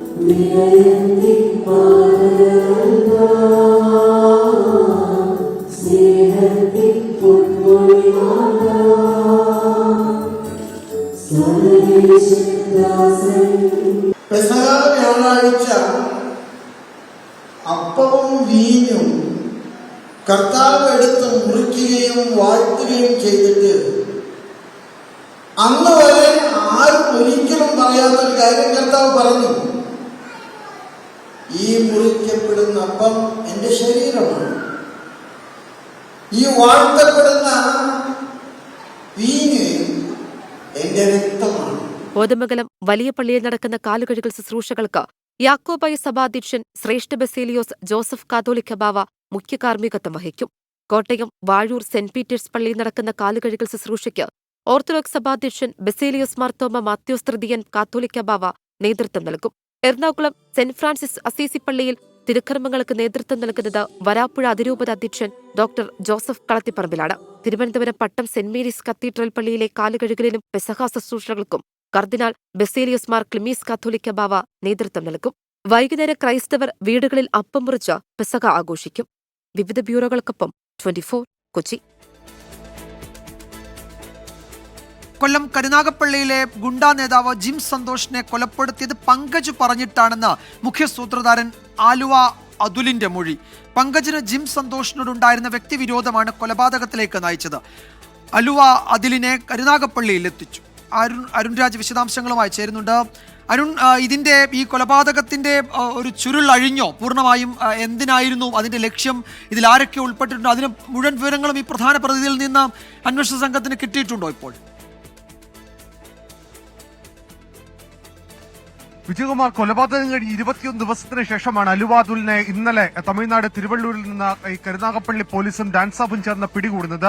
ഇതിനുശേഷം അലുവാദുലിനെ കരുനാഗപ്പള്ളി പോലീസ് സ്റ്റേഷനിലെത്തിച്ച് ഉന്നത ഉദ്യോഗസ്ഥരുടെ സാന്നിധ്യത്തിൽ ചോദ്യം ചെയ്യൽ തുടരുകയാണ്. ഈ ചോദ്യം ചെയ്യലിലാണ് അലുവാദുൽ തനിക്ക് ഈ ജിം സന്തോഷുമായി വ്യക്തിവിരോധമില്ല, ഉണ്ടായിരുന്നത് പങ്കജിനാണ്, പങ്കജിന്റെ ആവശ്യപ്രകാരവും പങ്കജ് പറഞ്ഞിട്ടുമാണ് താൻ ഈ ജിം സന്തോഷിനെ കൊലപ്പെടുത്താൻ തീരുമാനിക്കുന്നത് എന്നുള്ളതാണ് നിലവിൽ നൽകിയിരിക്കുന്ന മൊഴി. പങ്കജാണ് ഈ കൊലപാതകം ആസൂത്രണം ചെയ്യുകയും ഇതുമായി ബന്ധപ്പെട്ട കാര്യങ്ങൾക്ക് തന്നെ നിയോഗിക്കുകയും ചെയ്തെന്ന മൊഴിയാണ് ഇപ്പോൾ അലുവാദുൽ ഉന്നത ഉദ്യോഗസ്ഥർക്ക് നൽകിയിരിക്കുന്നത്. ഇതിനപ്പുറം ഈ അനീറിനെ അടക്കം വെട്ടിയതിന് പിന്നിലും പങ്കജിന്റെ നിർദ്ദേശപ്രകാരവും പങ്കജിന്റെ ആവശ്യപ്രകാരവുമാണെന്ന മൊഴിയാണ് അലുവാദുൽ നൽകിയിരിക്കുന്നത്. അലുവാദുൽ നിന്ന് വൈനക സംഘം നടത്തിയ കൊലപാതകത്തിന്റെയും വൈനക സംഘം നടത്തിയ കൊട്ടേഷന്റെയും കൂടുതൽ വിവരങ്ങൾ കൂടി ഇപ്പോൾ പോലീസ് ശേഖരിച്ചുകൊണ്ടിരിക്കുകയാണ്. അലുവാദുൽ കരുനാഗപ്പള്ളി വൈനകം സംഘത്തിലെ ഏറ്റവും പ്രധാനപ്പെട്ട ഈ ഒരു വ്യക്തികളിൽ ഒരാളാണ്. ഈ കൊട്ടേഷൻ അടക്കം എടുത്ത് നടത്തുന്ന നടത്തുന്ന വ്യക്തിയുള്ള ഒരാളാണ്. അതുകൊണ്ട് തന്നെ അലുവാദിൽ നിന്ന് ഇതുമായി ബന്ധപ്പെട്ട കൂടുതൽ വിവരങ്ങൾ ശേഖരിക്കുകയാണ് ഇപ്പോൾ പോലീസിന് മുമ്പിലുള്ള പ്രധാനപ്പെട്ട കാര്യം. പങ്കജും ഈ ജിം സന്തോഷും തമ്മിൽ നേരത്തെ വ്യക്തിവിരോധങ്ങൾ ഉണ്ടായിരുന്നു. ഇരുവരും തമ്മിൽ പരസ്പരം ഏറ്റുമുട്ടുന്ന സാഹചര്യം ഉണ്ടായി. കഴിഞ്ഞ നവംബറിൽ ഈ പങ്കജിനെ ജിം സന്തോഷ് കുത്തുന്ന സാഹചര്യം അടക്കമുണ്ടായി. ഇതിലെല്ലാം തന്നെ പങ്കജിന് വിരോധമുണ്ടായിരുന്നു. ഈ വിരോധമാണ് അലുവാദുലിനെയും സംഘത്തെയും നിയോഗിച്ച ഈ ജിം സന്തോഷിനെ കൊലപ്പെടുത്താൻ അടക്കം നിയോഗിച്ചത് എന്നതാണ് നിലവിൽ നൽകിയിരിക്കുന്ന മൊഴി. എന്തായാലും ഇത് അടക്കമുള്ള കാര്യങ്ങളിൽ കൂടുതൽ തെളിവുകൾ ശേഖരണത്തിനടക്കം കടക്കുകയാണ് പോലീസ്. എന്തായാലും ഉന്നത ഉദ്യോഗസ്ഥരുടെ സാന്നിധ്യത്തിലാണ് അലുവാദുലിനെ അടക്കമുള്ളവരെ ചോദ്യം ചെയ്യാൻ പോലീസിന് പോകുന്നത്. ആർ അരുൺരാജാണ് വിവരങ്ങൾ നൽകിയത് കൊല്ലത്ത് നിന്ന്. കോഴിക്കോട് താമരശ്ശേരിയിൽ വീണ്ടും ലഹരി മാഫിയ സംഘത്തിന്റെ ആക്രമണം. ലഹരി വിരുദ്ധ സമിതി അംഗമായ മുഹമ്മദിനാണ് മർദ്ദനമേറ്റത്. സംഭവത്തിൽ ഒരാൾ അറസ്റ്റിലായി. കോഴിക്കോട് റെയിൽവേ സ്റ്റേഷന് സമീപം 4 കിലോയിലധികം കഞ്ചാവുമായി ഒരാൾ പിടിയിലായി. ലഹരി മാഫിയക്കെതിരെ ശക്തമായ നടപടിയാണ് ലഹരി വിരുദ്ധ സമിതി അംഗമായ കട്ടിപ്പാറ സ്വദേശി മുഹമ്മദും സുഹൃത്തുക്കളും സ്വീകരിക്കുന്നത്. ഇതിന്റെ വൈരാഗ്യമാണ് ആക്രമണത്തിന് കാരണം. വീട് കേന്ദ്രീകരിച്ച് ലഹരി വിൽപ്പന നടത്തുകയായിരുന്ന പ്രമോദിനെക്കുറിച്ച് ഇവർ പോലീസിന് വിവരം നൽകിയിരുന്നു. പോലീസ് നടപടി സ്വീകരിക്കുകയും ചെയ്തു. ഇതേ തുടർന്ന് നിരന്തരം ഭീഷണി ഉണ്ടായിരുന്നതായും ഇതിന് പിന്നാലെയാണ് ആക്രമണമെന്നും മുഹമ്മദ്. അവിടെ റോഡുമേൽ രാത്രി ഇരുന്നങ്ങാണ്ട് വരുന്ന നോക്കലുണ്ട്. അപ്പോൾ ഇവരെ 2-3 പ്രാവശ്യം ഇപ്പോൾ ഞങ്ങൾ പിടിക്കുകയും ചെയ്തിട്ടുണ്ട്, പോലീസിൽ ഏൽപ്പിച്ചിട്ടുണ്ട്.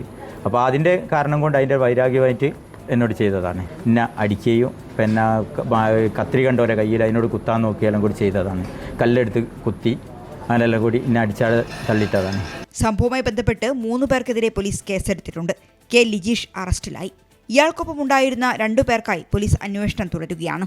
അതേസമയം മംഗലാപുരത്തു നിന്നും ട്രെയിൻ മാർഗം കോഴിക്കോട് എത്തിച്ച 4.342 കിലോ കഞ്ചാവുമായി റെയിൽവേ സ്റ്റേഷന് സമീപത്ത് വെച്ച് കോഴിക്കോട് വെസ്റ്റ് ഹിൽ സ്വദേശി കമറുന്നീസ പിടിയിലായി. ഡൻസാഫും ടൗൺ പോലീസും ചേർന്നാണ് പിടികൂടിയത്. പ്രതി മുൻപും കഞ്ചാവും ബ്രൗൺ ഷുഗറും കടത്തിയതിന് നിരവധി കേസുകളിൽ പ്രതിയാണ്. ബ്രൗൺ ഷുഗറുമായി എക്സൈസ് പിടികൂടിയ കേസിൽ 5 വർഷം ശിക്ഷ അനുഭവിച്ചിരുന്നു. 24 കോഴിക്കോട്. അക്രമത്തിനും ലഹരിക്കുമെതിരെ എസ്കെന്റെ കേരള യാത്ര. VPS Lakeshore presents SKN40, presented by VPS Lakeshore, co-presented by Lulu Group India, Ujala Fabric Conditioner, co-powered by MyG Future, Xylem Learning App, Indian Institute of Commerce, Lakshya, Leela Ravis. Celebrating partners, Joya Lucas, Jain Deemed to be University Kochi, Crown Plaza, Kochi, VKC Dibon, Swayamvara Silks, NIMS, a unit of NI Educational Trust, MGM Group of Educational Institutions, Medimix, Rich Max Finvest, Region Care, Benny's Royal Tours Private Limited, Pyramid Agro Multi-State Cooperative Society Limited, G-Tech Computer Education, Milma, New Rajasthan Marbles.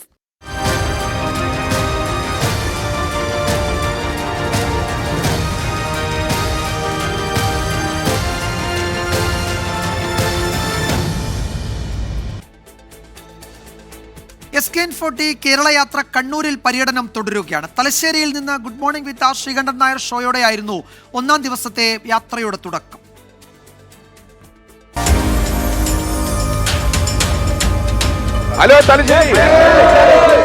Kadathanadan പോരാട്ടത്തിന്റെ ചരിത്രമുള്ള തലശ്ശേരിയുടെ മണ്ണ് ഹൃദയത്തോട് ചേർത്താണ് SKN40 യാത്രയെ സ്വീകരിച്ചത്.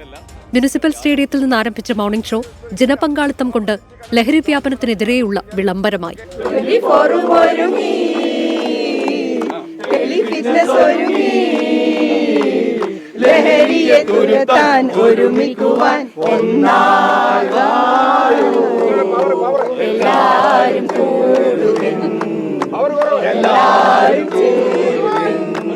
ലഹരിക്കെതിരായ പ്രതിരോധ പ്രവർത്തനങ്ങൾ excise assistant commissioner Vinod Kumar വിശദീകരിച്ചു. വിമുക്തിയുടെ ആഭിമുഖ്യത്തിൽ ശക്തമായ എൻഫോഴ്സ്മെന്റ് പ്രവർത്തനങ്ങൾ സ്കൂളുകളിലും കോളേജുകളിലും അതുപോലെ പൊതു സ്ഥാപനങ്ങൾ, വായനശാല, ക്ലബ്ബുകൾ, ഇതുപോലുള്ള സ്ഥാപനങ്ങൾ, റെസിഡൻസ് അസോസിയേഷനുകൾ തുടങ്ങിയ സാമൂഹ്യ സ്ഥാപനങ്ങൾ കേന്ദ്രീകരിച്ച് നടന്നു വരുന്നുണ്ട്. അതിന് നല്ല രീതിയിലുള്ള റിസൾട്ട് ഉണ്ടാവുന്നുണ്ട്. തലശ്ശേരി മാർക്കറ്റിന് സമീപമുള്ള ലഹരി മാഫിയയുടെ കേന്ദ്രം 24 യാത്രാ സംഘം നേരിട്ടെത്തി പുറം ലോകത്തെ കാണിച്ചു.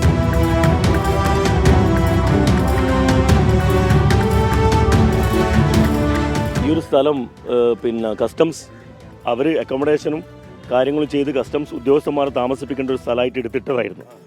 അവിടെ ആരും താമസമില്ല ഈ പറയുന്ന. അവരത് ഉപയോഗിക്കാത്തതിൻ്റെ പേരിൽ അത് സാമൂഹ്യ ദ്രോഹികൾ, ഈ പറയപ്പെടുന്ന ലഹരി ഉപയോഗിക്കുന്ന ആൾക്കാരുടെ സ്ഥിര കേന്ദ്രമായിരുന്നത്.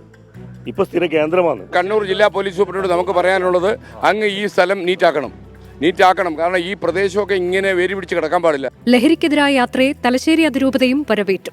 ആർച്ച് ബിഷപ്പ് മാർ ജോസഫ് പാംപ്ലാനിയുടെ നേതൃത്വത്തിലായിരുന്നു SKNനും യാത്രയ്ക്കും സ്വീകരണമൊരുക്കിയത്. തിരുമനസേ, അങ്ങേ തേടി ഞങ്ങളിവിടെ വന്നതാ. ഓക്കെ, വളരെ സന്തോഷം. ഈ 24 ചാനലിൻ്റെ ഈ ഒരു സംരംഭം അത് തികച്ചും മാതൃകാപരമായ ഒരു സംരംഭമായിട്ടാണ് ഞങ്ങൾ കരുതുന്നത്.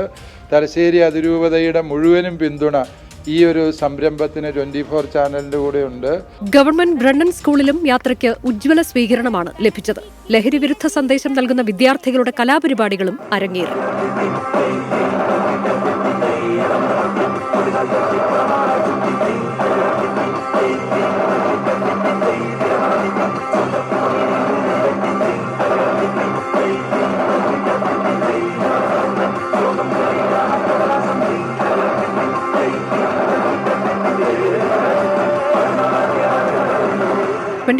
കണ്ണൂർ.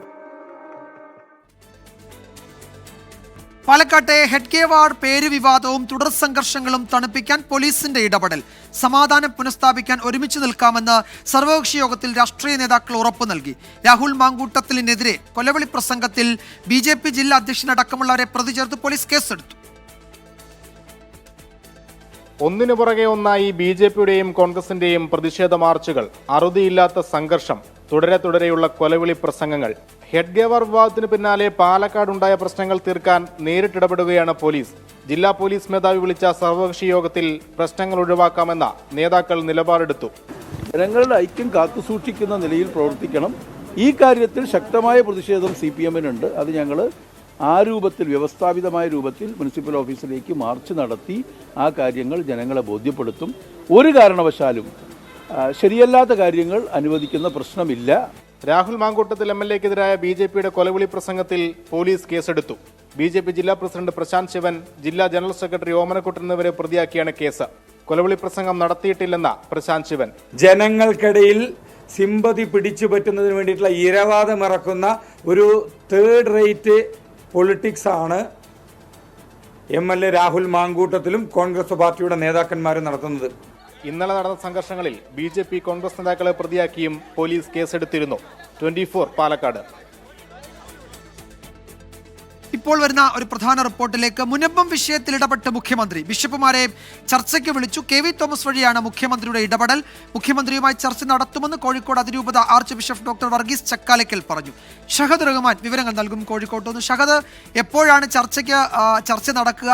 ഔദ്യോഗികമായി എല്ലാ രൂപതാധ്യക്ഷന്മാർക്കും ഈ ക്ഷണം മുഖ്യമന്ത്രിയുടെ ഓഫീസിൽ നിന്ന് ഇപ്പോൾ കിട്ടിയിട്ടുണ്ടോ? അതായത് കഴിഞ്ഞ ദിവസമാണ് ഈ വർഗീസ് ചക്കാലക്കൽ ആർച്ച് ബിഷപ്പായി സ്ഥാനാരോഹണം നടന്നിട്ടുള്ളത്. അതിന്റെ ഔദ്യോഗിക പ്രഖ്യാപനം വന്നിട്ടുണ്ടായിരുന്നത്. ഇതുമായി ബന്ധപ്പെട്ട ഈ മെയ് 25-ന് സ്ഥാനാരോഹണം നടക്കുകയും ചെയ്യും. അപ്പോൾ ഒരു പക്ഷേ അതായത് ഈ മാസം അവസാനത്തോടു കൂടിയോ അല്ലെങ്കിൽ അടുത്ത മാസം ആദ്യവാരത്തോടു കൂടിയോ ഇത്തരത്തിൽ മുഖ്യമന്ത്രിയുമായിട്ട് കൂടിക്കാഴ്ച നടത്തും എന്നുള്ളതാണ് നമുക്ക് മനസ്സിലാക്കാൻ സാധിക്കുന്നത്. അപ്പോൾ ഇതിന്റെ അടിസ്ഥാനത്തിൽ അതായത് ബിഷപ്പ് വർഗീസ് ചക്കാലക്കൽ ആർച്ച് ബിഷപ്പായി ഉയർന്ന പശ്ചാത്തലത്തിൽ കഴിഞ്ഞ ദിവസം KV തോമസ് ഇദ്ദേഹത്തെ വിളിക്കുകയായിരുന്നു. ആ ഘട്ടത്തിലാണ് ഈ വിഷയത്തിൽ അദ്ദേഹത്തോട് കാര്യങ്ങൾ വ്യക്തമാക്കിയിട്ടുള്ളത് എന്നുള്ളതാണ് നമുക്ക് മനസ്സിലാക്കാൻ സാധിക്കുന്നത്. മുൻപം വിഷയം പരിഹരിക്കാൻ മുഖ്യമന്ത്രി ഇടപെടുമെന്നും മാത്രമല്ല ഇത്തരത്തിലൊരു ചർച്ച നടത്താൻ ഒരു വേദി ഒരുക്കി തരാമെന്നും അദ്ദേഹമാണ് ബിഷപ്പിനോട് വാഗ്ദാനം ചെയ്തിട്ടുണ്ടായിരുന്നത്. അതിന്റെ അടിസ്ഥാനത്തിലാണ് ഇത്തരത്തിൽ മുഴുവൻ മതമേലധ്യക്ഷന്മാരെയും വിളിച്ചു ചേർത്ത് ഇത്തരത്തിലൊരു ചർച്ച നടത്താൻ തീരുമാനിച്ചിട്ടുള്ളത് എന്നുള്ളതാണ് ഇന്ന് അദ്ദേഹം വാർത്താ സമ്മേളനം വിളിച്ചു ചേർത്ത ഘട്ടത്തിൽ പറഞ്ഞിട്ടുണ്ടായിരുന്നത്. പക്ഷേ എപ്പോഴായിരിക്കും, എങ്ങനെയായിരിക്കും എന്നത് സംബന്ധിച്ച് ഒരു അന്തിമ തീരുമാനം നിലവിലെ സാഹചര്യത്തിൽ കൈക്കൊണ്ടിട്ടില്ല. പക്ഷേ എങ്കിൽ പോലും അത്തരത്തിലൊരു നീക്കം അല്ലെങ്കിൽ അത്തരത്തിലൊരു സാഹചര്യം ഒത്തുവരുന്നു എന്നുള്ളതാണ് നമുക്ക് മനസ്സിലാക്കാൻ സാധിക്കുന്നത്. അതിനുള്ള കളം എന്തായാലും ഒരുങ്ങിക്കഴിഞ്ഞിരിക്കുന്നു. അപ്പോൾ ഇനി സമയവും തീയതിയുമാണ് പ്രഖ്യാപിക്കേണ്ടത്. ഷഹദ് റഹ്മാനാണ് വിവരങ്ങൾ നൽകിയത്. അപ്പോൾ ഈ മുഖ്യമന്ത്രിയുമായി ചർച്ച നടത്തുമെന്ന് കോഴിക്കോട് അതിരൂപത archbishop doctor Varghese Chakkalakkal തന്നെ വ്യക്തമാക്കുന്നുണ്ട്. KV തോമസ് വഴിയാണ് ബിഷപ്പുമാർക്ക് ഈ ചർച്ചയ്ക്ക് മുഖ്യമന്ത്രിയുടെ ഓഫീസിൽ നിന്ന് ക്ഷണം ലഭിച്ചിരിക്കുന്നത് എന്നാണ് ഞങ്ങളുടെ ബ്യൂറോ റിപ്പോർട്ട് ചെയ്യുന്നത്. ഇപ്പോൾ വരുന്ന ഒരു പ്രധാന റിപ്പോർട്ടിലേക്ക്. വിഴിഞ്ഞം തുറമുഖ കമ്മീഷനിങ് മെയ് 2-ന്. കേരളത്തിന്റെ സ്വപ്ന പദ്ധതി മെയ് 2-ന് പ്രധാനമന്ത്രി നാടിന് സമർപ്പിക്കും. ഷഫീദ് റാവുത്തർ വിവരങ്ങൾ നൽകും തിരുവനന്തപുരത്ത് നിന്ന്. ഷഫീദ്, പ്രധാനമന്ത്രിയുടെ ഡേറ്റിന് വേണ്ടി കാത്തിരിക്കുകയായിരുന്നു, പദ്ധതിയുടെ കമ്മീഷനിങ്ങിന് വേണ്ടി. ഒടുവിൽ അത് ലഭ്യമായിരിക്കുന്നു. മെയ് 2-ന് അങ്ങനെ അത് യാഥാർത്ഥ്യമാവുകയാണല്ലേ? വിജയകുമാർ, ഇതിനോടകം തന്നെ സംസ്ഥാനത്തെ സംബന്ധിച്ചിടത്തോളം സംസ്ഥാനത്തിന്റെ ഏറ്റവും പ്രധാന അല്ലെങ്കിൽ അഭിമാനകരമായിട്ടുള്ള ഒരു പദ്ധതിയായി മാറിയ വിഴിഞ്ഞം തുറമുഖ പദ്ധതി, അതിന്റെ കമ്മീഷനിങ് അത് മെയ് 2-ന് ഉണ്ടാകും എന്നുള്ള അറിയിപ്പ് സംസ്ഥാന സർക്കാരിന് ലഭിച്ചു എന്നുള്ളതാണ് നമുക്ക് നിലവിൽ ലഭിക്കുന്ന വിവരം. നേരത്തെ കഴിഞ്ഞ 3 മാസം മുൻപ് വിഴിഞ്ഞം കമ്മീഷനിങ്ങുമായി ബന്ധപ്പെട്ട ചില വിവരങ്ങളടക്കം കേന്ദ്ര സർക്കാരുമായി തേടിയെങ്കിലും പ്രധാനമന്ത്രിയുടെ സമയമായിരുന്നു തടസ്സമായി നിന്നത്. ഇപ്പോൾ അതടക്കമുള്ള കാര്യം മാറിയിരിക്കുന്നു. മെയ് 2-ന് പ്രധാനമന്ത്രി തുറമുഖം രാജ്യത്തിന് സമർപ്പിക്കും. ഇതിനോടകം തന്നെ ബ്രേക്ക് ത്രൂ, അതല്ലെങ്കിൽ ചരിത്രം, മറൈൻ ഭൂപടത്തിന്റെ ചരിത്രത്തിൽ തന്നെ ഏറ്റവും പ്രധാനപ്പെട്ട അടയാളപ്പെടുത്തലുകൾ നടത്തിയ വിഴിഞ്ഞം തുറമുഖം അത് ഔദ്യോഗികമായി കമ്മീഷനിങ് നടത്തുമ്പോൾ ഇതിനോടകം തന്നെ ഏതാണ്ട് 70% നിർമ്മാണ പ്രവർത്തനങ്ങൾ പൂർത്തിയായി എന്നുള്ളതാണ് നമുക്ക് മനസ്സിലാക്കാൻ കഴിയുന്ന കാര്യം. ഇതിന്റെ BGF അടക്കം കഴിഞ്ഞയാഴ്ച ഒപ്പിട്ടിരുന്നു. അതായത് ഇതിനോടകം തന്നെ എത്ര കമ്മീഷനിങ് അടക്കം എത്ര കണ്ടെയ്നറുകൾ അടക്കം കൈകാര്യം ചെയ്തു എന്നുള്ള ചരിത്രമാണ് ഇതുവരെ. അതായത് ഒരു 6 ദിവസം മുൻപ് വരെ വിഴിഞ്ഞം തുറമുഖം തന്നെ ഔദ്യോഗികമായി തന്ന കണക്കുകൾ പ്രകാരം 256 ഷിപ്പുകളിലായി 5,21,784 TU കണ്ടെയ്നറുകൾ പോർട്ട് ഓപ്പറേഷൻസിന്റെ ഭാഗമായി കൈകാര്യം ചെയ്തു എന്നുള്ളതാണ് ഔദ്യോഗികമായിട്ടുള്ള കണക്കുകൾ സൂചിപ്പിക്കുന്ന കാര്യം. മാത്രവുമല്ല, ഈ വിഴിഞ്ഞം വയബിലിറ്റി ഗ്യാപ് ഫണ്ടുമായി ബന്ധപ്പെട്ട് കേന്ദ്ര സർക്കാരുമായി ചില തർക്കങ്ങൾ ഉണ്ടായിരുന്നുവെങ്കിലും കഴിഞ്ഞയാഴ്ച തിരുവനന്തപുരം മാസ്കറ്റ് ഹോട്ടലിൽ നടന്ന ചടങ്ങിൽ BGF അത് ഗ്രാൻഡായി തന്നെ സ്വീകരിച്ചുകൊണ്ട് അത് കേന്ദ്ര സർക്കാരുമായിട്ടുള്ള അതല്ലെങ്കിൽ 3 കൂട്ടരും തമ്മിലുള്ള ത്രികക്ഷി കരാർ ഉൾപ്പെടെയുള്ള കാര്യങ്ങൾ അത് ഒപ്പിടുകയും ചെയ്തു. നമ്മൾ കഴിഞ്ഞ ആഴ്ച കണ്ടതാണ് വിഴിഞ്ഞം തുറമുഖത്തേക്ക് MSCയുടെ മെഡിറ്ററേനിയൻ ഷിപ്പിംഗ് കമ്പനിയുടെ ഏറ്റവും പ്രധാനപ്പെട്ട കപ്പലായ MSC തുർക്കി ഉൾപ്പെടെ വിഴിഞ്ഞത്തേക്കും വരുന്നത് നമ്മൾ കണ്ടതാണ്. അങ്ങനെ പലതരത്തിലുള്ള ചരിത്രം ഇതിനോടകം തന്നെ വിഴിഞ്ഞം അന്താരാഷ്ട്ര തുറമുഖം മറൈൻ ഭൂപടത്തിൽ രേഖപ്പെടുത്തി കഴിഞ്ഞു. കേരളത്തിന്റെ അഭിമാന പദ്ധതി, ഒരുപക്ഷെ കേരളത്തിന്റെ വരുംകാല വികസനത്തിന്റെ ഏറ്റവും ഒന്നാം പേരുകാരനായ പദ്ധതി അതാണ് വിഴിഞ്ഞം തുറമുഖ പദ്ധതി, അന്താരാഷ്ട്ര തുറമുഖ പദ്ധതി. അതിന്റെ കമ്മീഷനിങ് ഡേറ്റ് ഔദ്യോഗികമായി തന്നെ സംസ്ഥാന സർക്കാരിനെ അറിയിച്ചു എന്നുള്ളതും ഏറ്റവും പ്രധാനപ്പെട്ട കാര്യം. മാത്രവുമല്ല, ഇനി ഇക്കാര്യത്തിൽ എങ്ങനെയായിരിക്കും പരിപാടി എന്നടക്കമുള്ള കാര്യങ്ങൾ അത് സംസ്ഥാന സർക്കാർ ആയിരിക്കും ഒരു മാസ്റ്റർ പ്ലാൻ തയ്യാറാക്കുക. സുരക്ഷാ ക്രമീകരണം ഉൾപ്പെടെയുള്ള കാര്യങ്ങൾ അത് വിലയിരുത്തിക്കൊണ്ടായിരിക്കും അത് എങ്ങനെയായിരിക്കും ആ പരിപാടികൾ നടത്തുക എന്നുള്ള കാര്യത്തിൽ ഒരു തീരുമാനമെടുക്കുക. നിലവിൽ കേന്ദ്ര സർക്കാരുമായി ഉണ്ടായിരുന്ന എല്ലാവിധത്തിലുള്ള തർക്കങ്ങളും പരിഹരിച്ചിരുന്നു. 817.80 കോടി രൂപയുടെ വയബിലിറ്റി ഗ്യാപ് ഫണ്ടാണ് അത് സ്വീകരിക്കുന്നതിനുള്ള കരാറാണ് കഴിഞ്ഞയാഴ്ച ഒപ്പിട്ടത്. ആ കരാറിനെ ചൊല്ലിയിട്ടുള്ള തർക്കം അതടക്കം കേന്ദ്ര സർക്കാരിന്റെ അതൃപ്തിയായി നിലനിൽക്കുന്നു. പക്ഷേ ആ കരാർ കേരളം സ്വീകരിച്ചവർ സകല അതൃപ്തികളും മാറി മെയ് 2 എന്നുള്ള ഒരു ഡേറ്റ് അത് പ്രധാനമന്ത്രി നൽകിക്കഴിഞ്ഞു. മെയ് 2-ന് വിഴിഞ്ഞം അന്താരാഷ്ട്ര തുറമുഖം. ശരി ഷഫീദ് പറഞ്ഞതുപോലെ തന്നെ കേരളത്തിന്റെ അഭിമാന പദ്ധതി അത് രാജ്യത്തിന് സമർപ്പിക്കുകയാണ്. മെയ് 2-ന് പ്രധാനമന്ത്രി രാജ്യത്തിന് സമർപ്പിക്കുന്ന ചടങ്ങിൽ പങ്കെടുക്കും. ഷഫീദ് റാവുത്തറാണ് വിവരങ്ങൾ നൽകിയത്. ഇനി നോക്കാം ഇന്നത്തെ സ്വർണ്ണവില. ഇന്നത്തെ സ്വർണ്ണനിരക്ക് സമർപ്പിക്കുന്നത് സ്പർശ ഗോൾഡ് ആൻഡ് ഡയമണ്ട്സ്. ഡിജിറ്റലാകൂ ഇനി സ്പർശയോടൊപ്പം.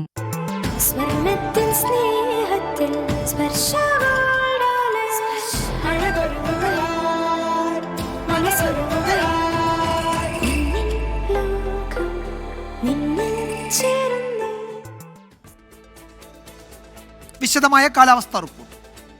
ഇപ്പോഴത്തെ കാലാവസ്ഥ സമർപ്പിക്കുന്നത് Berger paints 100 years of trust.